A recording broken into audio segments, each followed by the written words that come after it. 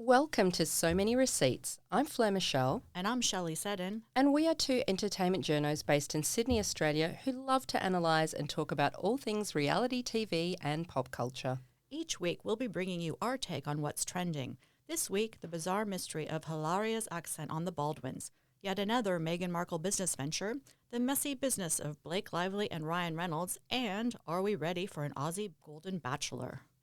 Also, apologies if you're finding the sound in the MAFS discussion just a little different to normal. We didn't have access to our usual equipment for every segment while our studio was being renovated this week. However, we were able to get the sound quality back up once the segment ends, so stick with it. So we're almost at the end of Married at First Sight, and I'm continuing my drinking game alert. So when you hear Paul stumbling over the word curious or Jamie nervously saying she's a nosy bitch, take a drink this week. So we have to talk about Paul again. How Yeah. can we not talk about Paul? He's an idiot. First up, the most shocking receipt we've heard all week, courtesy of So Dramatic. So Paul is apparently dating his backup bride Hannah, or had a hookup with Hannah, because a tipster in Perth said they saw Paul walking in the Perth CBD a few weeks ago with a tall woman with thin blonde hair. So apparently she was a few steps behind him, and he said something to her over his shoulder. And when the tipster saw the episode with Hannah this week, they confirmed that it was the same woman. WTF. Like, I don't know if this is true or not, because Hannah was in the Daily Telegraph. It's not speaking very nicely about Paul, but oh my God. Yeah, I don't know if that means they're dating. Maybe they took a walk together for some reason. They Yeah, weren't holding hands or anything. And I was stunned when I heard that because I thought he was really rude about Hannah, saying the date was yeah, yuck, so awkward. He just wanted to get out of there. Plus, Hannah said to camera that she thought it was shady that Paul was doing the date. So why are they right. hanging out in real life? It's bizarre. I know. And Paul trying to do damage control after he got back from the date was laughable. He was talking at warp speed trying to fix it, and then slagging off Hannah made it even worse.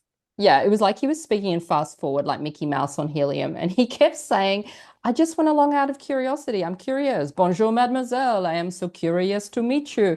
And that was what the other maths people who went along said as well. But all those other couples were on shaky ground. He was on relatively solid ground with Karina. So why Right. go? He's clearly Yeah, missing brain cells. I totally agree. Paul is the most appalling walking red flag. So let's review his rap sheet. He's got 4 strikes against him.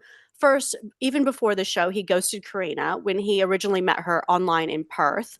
Then he had a punch up with an innocent door when she said she once slept with Quavo the rapper. Hmm. 3, he told Afina confidential info that Karina said about her sister Cleo during feedback week. And then finally, he decided to go on a date with a backup chick because he's curious. Yeah, this guy has to be the most hopeless hubby in all of Australia. And I'm throwing France in there as well. Yes, Yeah, I so agree. Paul, maybe even Europe, Yeah, it knows no bounds where he goes.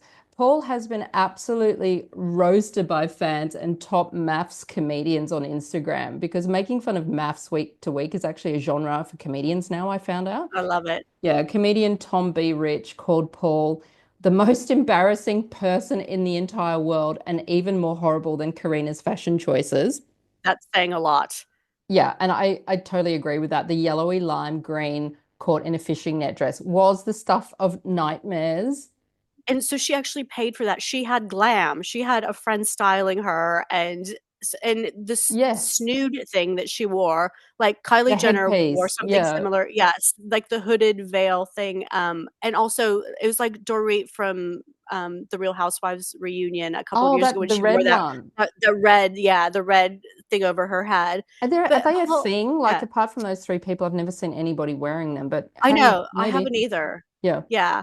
But Paul is just an idiot because he saw how Karina lost her shit and burst into tears when she heard about the wife swap with Afina, and they hadn't even done anything. There was Mm. no way that she was going to take the news that he was meeting another woman that he was matched with. Well, this guy is a complete fool and consistently makes bad choices. Yeah, and actually another tip to So Dramatic said she knows Paul in Perth, and he is like this in every relationship, and they always end badly, no surprise. Plus, she said with one of his other girlfriends, he got aggressive with her because he found out that she'd previously slept with a Backstreet Boy. I Oh mean, my look, God, I wonder which one. Yeah. yeah, running out of pop stars for girlfriends to sleep with. I mean, look, maybe that's why he Yes. lost his crap about Karina and the rapper. But why is he so insecure? Obviously, it's a trigger for him. He should feel Mm. good that he's getting women hot enough to sleep with pop stars. Yeah, exactly. I also thought it was interesting that Karina explained more about the ghosting date a year ago, in that they went on a hike first and then they agreed to have dinner that night. But while she was getting ready for dinner, he texted and said, I'm going to pass. I'm going out with the boys instead. That is so gross. Plus, he never spoke to her again. Can this be a lesson to everyone that if someone cancels your date, then ghosts you afterwards, it's not a good omen? It's not going to work out. Move on. End of story. And the fact that he accused Karina of ghosting him when he ghosted her, he's such an idiot. Yeah, and But anyway, he said it was irrelevant. He said, "Oh, what's that got to do with anything?" That's when it all started, Paul. That was the pattern. exactly. That just shows you he has no clue about anything. Yeah. So let's move on to Dave and Jamie. So another person who did go on the date was Jamie. And I thought Dave was surprisingly sensible because Hmm. he declined the offer to meet his other match. But we did see Jamie getting stood up, cringe, and it turns out the guy she was supposed to meet was a hot tattooed Melbourne-based plumber and influencer named Tyson Fives. He is also a model and has a large following on TikTok. This shocks me because I thought that that whole scene was maybe set up by producers. Like they Really? actually had no one for her. Yeah, because I thought they thought it would be funny to film her as if she w was getting stood up, like for a comedy Ugh. scene, and maybe they didn't want Yeah. her to do the date because they don't want to cause any tension with Dave. Maybe they're secretly hoping that they'll walk off into the sunset together after the final vows. I don't know. I didn't think it was real. Yeah, no, there was a real guy and he was on standby, flew into Sydney for filming, but after hearing that he would be ruining their marriage, he had second thoughts and decided not to do it. So obviously he didn't want to cop any hate that might come his way from messing with this beloved couple. So he's basically a guy with morals. Yes. He sounds like he doesn't belong on the show anyway. Yeah, exactly. So moving on to Crazy Eyes Jackie, she is such a person of contradictions, fascinatingly weird. I saw her shell in a Yahoo lifestyle interview saying that when she and Ryan realized at the beginning that they weren't what each other ordered, she decided to troll producers and the show by Oh my dialing up God. the dramatics as much as possible for a bit of fun. And this is basically what she said in this interview. I thought to myself, you're not going to make a fool out of me, producers, with this awful match. I'm going to make a fool out of you and take the piss, which Oh would my God. explain some of her insane behavior. But then again, she's also said the crying was real because she was suffering from mental health issues throughout the show. I mean, is this Right. a smart move to like make an enemy of producers? I No don't think way. so. Yeah. Who Yeah. trolls producers? No. They'll just make a bigger fool Yeah. out of you, right? Yeah. Now she's saying she can't work as a lawyer in Australia for 2 years because she comes across as such a nutbag on camera. So, Jackie, why did you deal up the dramatics then in that case to make yourself look like that? It doesn't make sense. Oh, you are crazy if you think you're gonna troll the producers. They will edit you and make you look so And horrific. they That is have. not a good strategy. And they Yeah, have. exactly. Oh my God. Plus, she was all over Ryan this week, but then on her date, she was telling the cute match that she would be out of the experiment in 10 days. She had an exit strategy and that they should swap numbers so they could contact each other. So, and I love that someone called her and Ryan the king and queen of confusion because Yeah. that's exactly what they are. They consistently have these mixed signals and they just cannot get on the same page. But I also thought it was funny when Ryan went on his date with his match, Vivian, that she seemed very well suited to him. And when she mentioned her love of Japan and they cut to Ryan and his Oh, his beloved eyes lit up. sacred, his samurai sword, I mean, that was hysterical. But this guy is obviously a glutton for punishment because he wanted to still give Jackie another chance. It's just like, I can't with these two.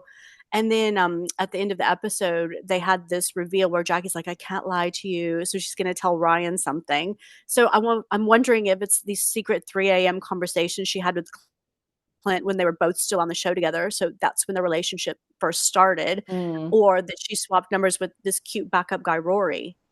Yeah, I don't know, but I am low key terrified for Ryan for this final vow ceremony because he's Yeah. come out now and said that after that scene was filmed, he blocked her from his phone and hasn't spoken to her since. So I don't think it went terribly well. And Wow.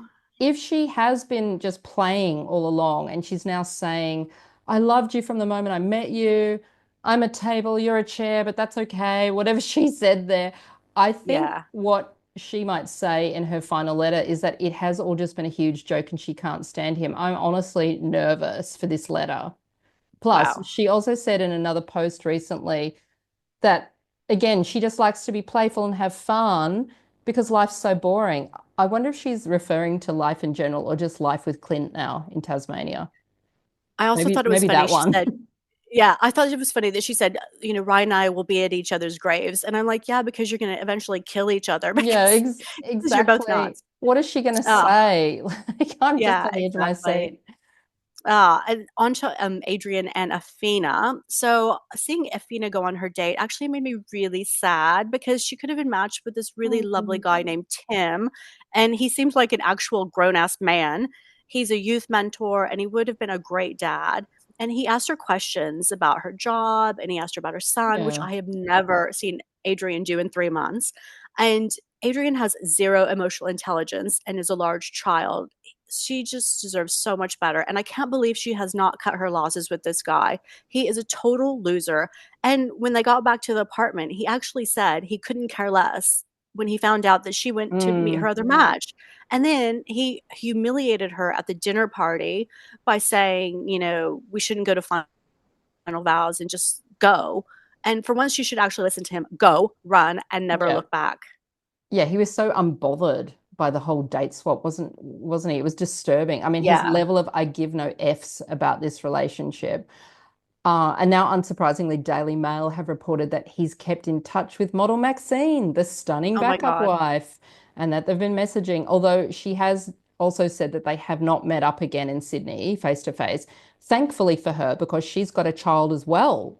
And Oh he's my God. already, What? yeah, he's already made it clear he doesn't have any time for baby mamas, Yeah. which is fortunate because he'd probably be a pretty appalling stand-in dad, and boyfriend and husband and your mailman and garbage man and everything else. Yes. Yeah, so honestly, there are so many contenders this year for most awful person on MAFS. It is unprecedented. We are actually going to be doing a special So Many Receipts MAFS awards ceremony in a few episodes' time, including So our award exciting. for worst outfit and most insincere moment. That's a hotly contested category, so don't miss Yes. that episode. So, continuing on with the Baldwins now, and the enduring mystery of the ages, Hilaria's accent. In the latest episode, Hilaria and Alec try to move forward from the gun trial and focus on the kids.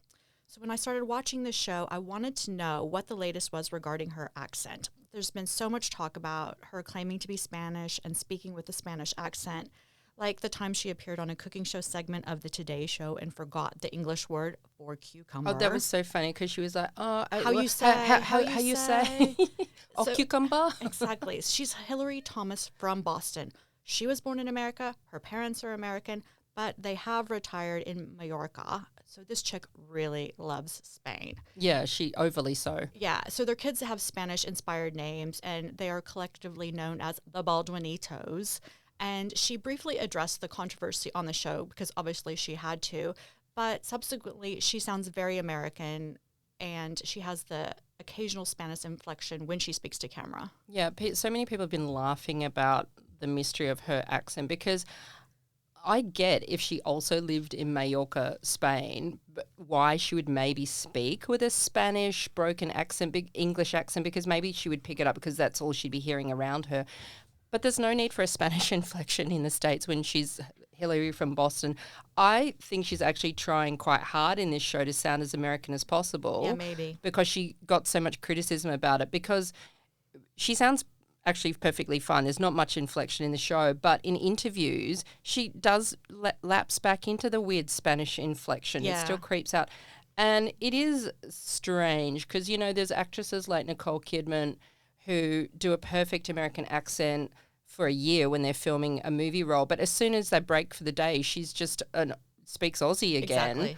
Why is it so hard for Hilaria to speak American? Yeah, I will just add that I've lived in Australia for over 20 years, and I don't speak with an Australian accent. I'll do. No, you But I don't. do love the word boganic. You've really kept your American I know. accent. Anyway, on to With Love from Meghan. Netflix have already greenlit a second series of this show, which has already finished filming. But now a US podcaster is saying that Meghan stole the idea for her newest podcast. It's a female leaders podcast. Yeah, female founders. Yeah. Yeah, I've watched more episodes of the show on Netflix.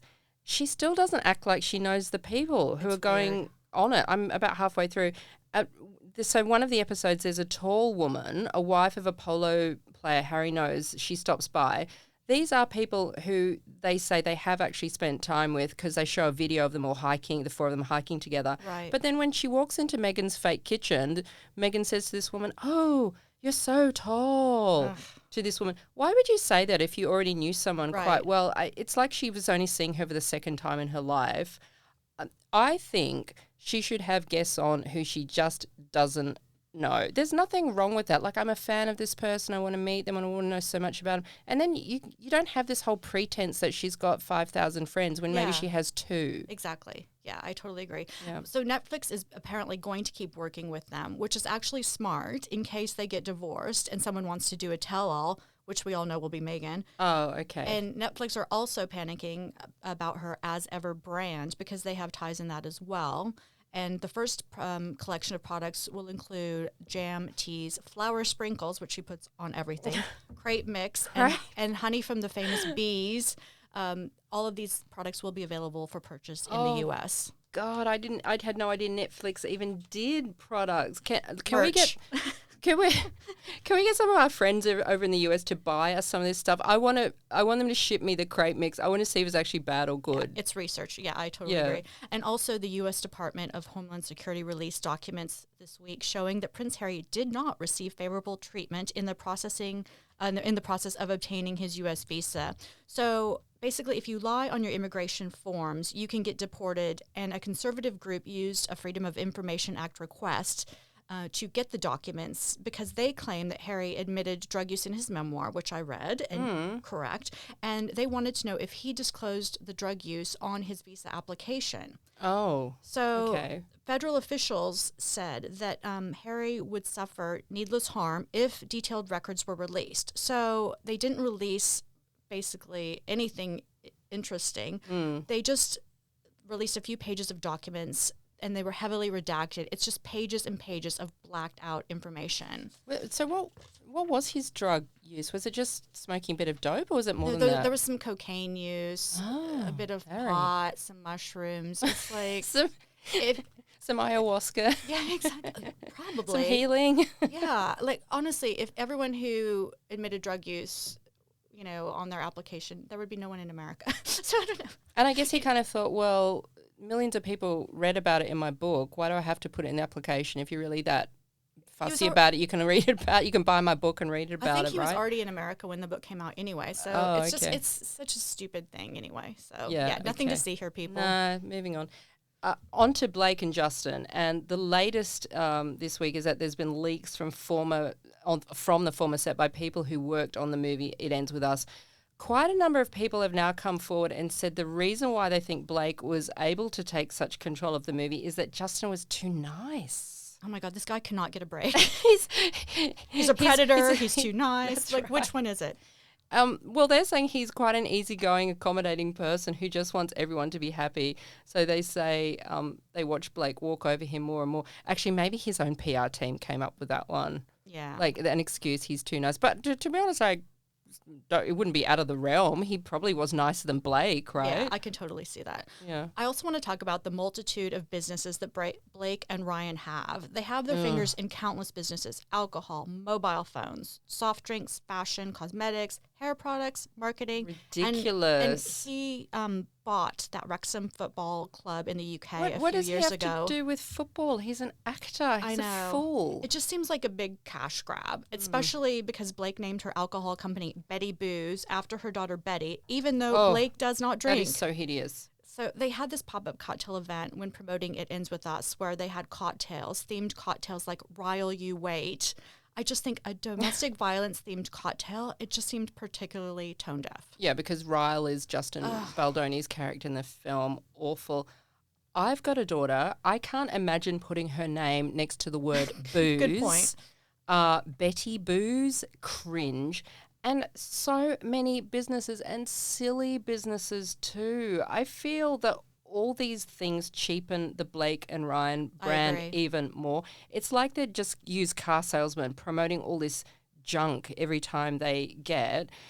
What's obvious is that they are so desperate to control every single movie they're in. So why don't they just put all of their money and time into setting up their own production company? That's a good idea. Drew Barrymore's done it, Reese Witherspoon, they've done it. Then they control their own movies, their own projects as much as they want, everything from casting to directors to actors and so forth.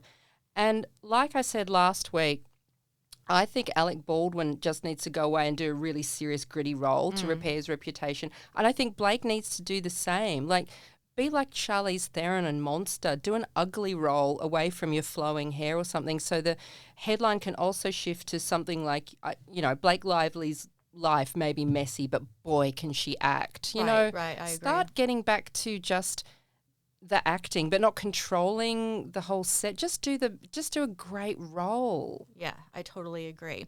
Let's move on to Summer House. I am officially obsessed with Paige. I am totally fangirling her. I admit it. She was wearing this super cute linen dress when she was in Craig's backyard on Southern Charm. So I happened to Google this dress, and I found out it was from an Australian brand. Oh. And they have one shop in Australia. What's the brand? It's called VRG Girl. Oh, And okay. they have, a great online shop. She got Sorry. so excited. She I got knocked the so microphone. I just knocked the microphone. I'm so Yeah. excited. Yeah. So I didn't Google it, and I found out it was from this Australian brand. They have one shop in Australia Okay. at Warringah Mall. The monstrosity that is Warringah Mall. It was so random. So I ended up buying 2 dresses online. Of the same dress? No, 2 different dresses. Okay, but okay. This dress is so cute. So it's VRG Girl. This is not sponsored. I just love their clothes. If you want to send me anything, feel free. And Paige also convinced me to buy a ginormous Stanley Cup because her and the girls on Summer House are always carrying around those ginormous Stanley Cups. Oh, goodness. Look, I don't get your obsession. I have never really liked Paige. As every time she's on Southern Charm, I feel like she doesn't want to be there. She's just not very fun. She's kind of on edge, a bit brittle. She doesn't seem to have Craig's back in group public conversations. And if there's a compliment, she's kind of making a joke of it, a diss. Maybe he needs a trad wife. I don't know. He keeps going with these very career-driven women, a.k.a. Naomi. I did listen to Giggly Squad, which is her podcast with Hannah Berner, who was her friend from Summer House. I was actually surprised at that because she was quite light and she was laughing all the time. I never saw her laugh with Craig, and it's like, okay, she has got a fun side. My feeling is that I'm not sure if she does want kids, which is an ongoing issue. She might when she gets to late 30s, but I kind of see her with like some big shot New York businessman. Yeah, me too. Yeah. Like she might end up with a realtor or some huge finance guy or businessman. I don't think pillow salesman, stroke creator, stroke bar owner Craig from Southern Charm was ever in her dreams. Yeah, I think he's too soft. She needs like a finance bro or... Yeah, someone a bit more serious about business. All of his ventures are a little bit kind of ick. Yeah, I just think he's not the mastermind behind that whole success. And he lives in Sleepy Charleston. It's just, yeah. And he goes on QVC to promote his cushions, which, it's not a bad thing. He's actually done hugely well with that lifestyle brand, but I don't think it's her wheelhouse. Yeah, I totally agree. But the thing that I want to know about Summer House that just I do not get is that the guys in there are no good-looking guys in that house. So the guys are like 5s. Yeah. And they're hooking up with these super hot girls that are 10s. Like Ciara and West. Gross. And Carl and Lindsay, Kyle and Amanda, who I think is great. Jessie and Lexi this year. Lexi dated Brooklyn Beckham and Kaya Gerber's brother. She's absolutely adorable. Oh, I didn't know that. Yes. And so I just don't understand. Lexi is absolutely beautiful. She's a model. Jessie is 6'5". I think these guys, they're all really tall or something, but I just don't understand. Yeah. And also I just want to say about Kyle, he should not have taken his anger out on Paige when his beef was with Craig and Hannah. Yeah, agreed. Yeah. So let's move on to our rose and thorn for this week. My rose is White Lotus. I was so excited for the return of this show. Cicely was great, and we all love Jennifer Coolidge. And this year we have Parker Posey and her Piper No, which is that's kind of the catchphrase from this year. It's not as good as These Gays Are Trying to Kill Me from last year, but one interesting thing was the family this year is from the South, and the show's creator, Mike White, told them to listen to the accents on Southern Charm to perfect their accents. And the dad's accent is based on Thomas Ravenel. Okay, so infamous T-Rav, T-Rav. Long time rogue cad. Yeah. What now running for the Senate or something? No, is he again running for politics? He always tries to, but nobody takes him God. seriously because he was on a reality show with people 50 years younger than him. Exactly. But he is I think he's like 62 or something, early 60s. He's Probably. quite old. Yeah. And he speaks with one of those old-time Southern accents. To be honest, I thought he was great TV. Yeah. I miss T-Rav. I know. I do miss him. And so basically the show is in its 5th episode. And that being said, I keep waiting for something to happen, waiting for the show to start. So finally, on episode 5, there was a really good monologue from Sam Rockwell, who was a guest star. He is Leslie Bibb's real-life partner, and she plays one of the Texas Trumpy BFF.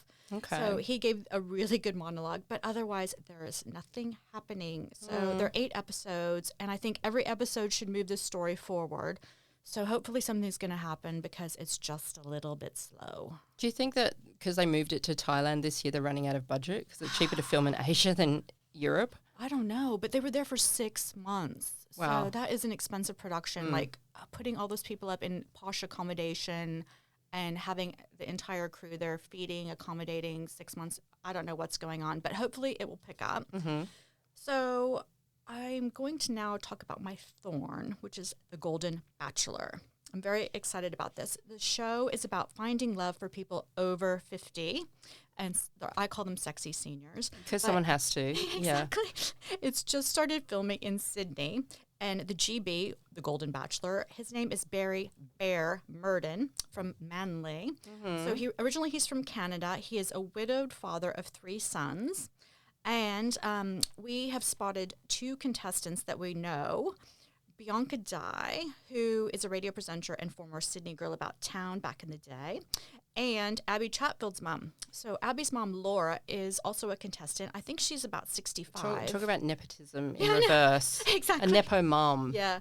So Bear is 50-something, and as someone who has been in the trenches dating in Sydney, although it was a while ago, I have to say this show is doomed. It's just not going to work. Oh, don't you think people are going to tune in out of morbid curiosity? Yeah, though? absolutely. Like, I just... Oh, you don't mean it's not going to work in real life? They're not going to end up with anybody? Right, because men in Sydney do not want to date age-appropriate women. I don't agree with this, obviously, but it's just a fact. It's the way it is. The men in Sydney, like the guys on Summer House, a Sydney 5 thinks they should be dating a Victoria's Secret model. They have an inflated sense of self. Their egos are ridiculous. Don't hate the player, hate the game. Actually, go ahead and hate the player. Okay, yeah, I would love to hate them. Actually, I just read in the Daily Mail that the first original choice of suitor was replaced at the last minute because sources say he died. Who is it? Days out from shooting. No, but they later say in the article at the bottom of it, actually, let's clarify that. In fact, he didn't die. He's alive. But they did replace him with this other bear guy. It kind of indicated, all will be revealed. I want to know. I'm dying why. to know. Dying, literally. Yeah, it just gives me Tony from MAFS vibes. Exactly. That was my first thought. Tony was 53, and he almost immediately says on MAFS he was hoping for someone younger, say early 40s. Right. But he got 57-year-old Morena instead. It was never going to be his vibe. I don't know if Bear's going to be happy or not. I'm here for it, though. Yeah, Bear needs a cub. Okay. Like, my hunch is that this good-looking rich dude from Manly is going to end up with a 20-something second wife and pop out a second family. It's just classic. No, but not from the show. Maybe through some other means. For sure. So fan. A source was quoted as saying, Bear is always complaining that his boys tell him he's bringing around the wrong type of girls. Too young and too hot for him. Are you kidding me? This is exactly the thing. But I will absolutely be watching this show. So, Fleur, as someone who was also in the Sydney dating trenches back in the day, what do you think? Well, the trenches were hideous. Yes. Thank God I'm on even soil now. Actually, I watched a series on Netflix not long ago, a US show called The Later Daters. It was a US dating show for old people. And there was one episode where one of the men who was in his late 50s had to name his ideal woman to date to an expert. Right. And he named, just Jennifer Aniston, just Salma Hayek, who are both in their 50s, but they don't really look like in their 50s, and they are super hot. And the expert had to gently bring him down to earth and say, well, I can't promise you Jennifer Aniston. I think you need to temper your expectations a little bit It's more. called a reality check. Yeah, exactly. Now, on to more reality crime. My rose this week, Shell, is Devil in the Family, The Fall of Ruby Frankie, new on Disney+. It is a 3-part doco-series. I loved this because I've been fascinated with this story. And I also got some new perspective as well, which you often get with these doco-series. So Ruby Frankie was a mum of 6 in Utah who had a YouTube channel called 6 Passengers, showing videos of her 6 kids. Sorry, it was 8 passengers. I forgot a couple. She was showing videos of her 6 kids. However, she meets this counsellor, Jody Hildebrandt, who later almost turns into this awful cult leader, Svengali puppet master. So Jody turns Ruby against her husband, Kevin, and then both women actually start abusing Ruby's youngest 2 children because Jody thinks they are possessed by demons. Wow. These are little kids. Jody then says to Kevin, leave the family for a whole year, go work on your own issues. You can't see the kids. And Ruby moves into Jody's place with these 2 kids, and then that's when Ruby's 12-year-old boy escapes from the house. Remember that little boy covered in duct tape, hands and arms and legs, runs to a neighbour's house, alerts that this is all going on. And so Ruby gets charged with child abuse, so does Jody. They're both now in jail for 30 years.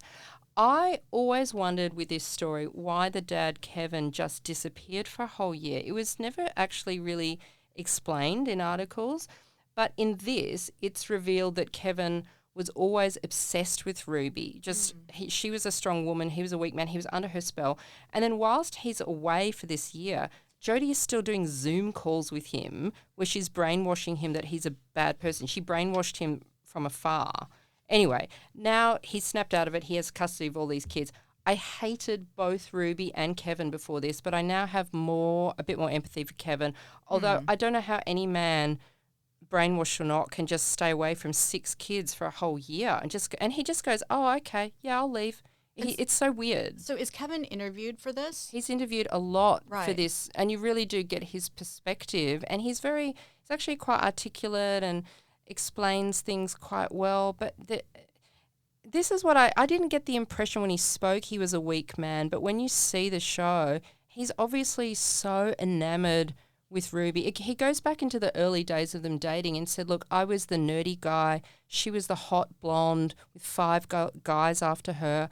I was just so shocked when she picked me. And then she literally handpicks and walks all over him way before Jody Hildebrandt throughout their whole marriage. It was her idea to do the vlog of these kids. He actually didn't want to do it. Once the money started coming in, he was fine with it, but he just did whatever she said. It's interesting to have the woman be the controlling, abusive partner instead of the man for a change. So with Ruby and Jody, was there a romantic thing between them? It's rumored that Jody, one of the things that she always taught in her counseling groups and sessions, like she taught men to be very subservient and feel like bad people. It's come out now that she was actually an actual man hater. She hates men because it's thought that she's a closet lesbian. She is thought to have had a sexual relationship with Ruby. They were sleeping in the same bed. Oh, okay. So we can draw our own horrible conclusions from that. But that is a great series if you like true crime. So finally, my thorn for the week is The Great American Bake Off. This, which I watch on the Lifetime channel on Foxtel. Now, I love the Bake Off shows. Really? From all the countries, including Australia. There's like 6 of them or something now. However, this is the first time the US have tried this same format. There is nothing wrong with this particular Bake Off show. I actually like the contestants. They're all good bakers. They're all brought over to England. It's shot in the same British tent where they shoot the British one. It's the same British judge, Paul Hollywood, who's hilarious. And it's hosted by Baby Spice, Emma Bunton from the Spice Girls, we love who Baby Spice. is adorable. She is such a natural. She still looks like she's 25. However, her co-host is this American guy, a former pro footballer called Anthony Spice Adams. They have zero chemistry together, and it's because of him. He's so wooden, and I was shocked to hear he's actually a part-time comedian as well because he's so unfunny. I think he was actually chosen because she's Baby Spice and his nickname is Spice. Right. So maybe the producers thought, oh, this will be cute, this pair together, but it's so not. And I'm perplexed as to why they didn't get a proper comedian to be a co-host. There's a million of them in the States. Of course. And he literally says every show, Bakers, you have half an hour left. And that's about it. You know who I think they should have got? Maybe someone like Kathy Griffin, who would have just been hilarious. Yes. Plus, she would have got a free trip to the UK. Yes, and What an easy gig. And Nikki Glazer, who's totally hot right now. Yeah, anybody apart from Spice Adams would have been good in retrospect. Yeah, it sounds like it. Yeah, please don't bring him back. Anyway, that is it for this week. Thanks for listening. I'm Fleur Michelle. And I'm Shelley Seddon. Join us next week for So Many Receipts.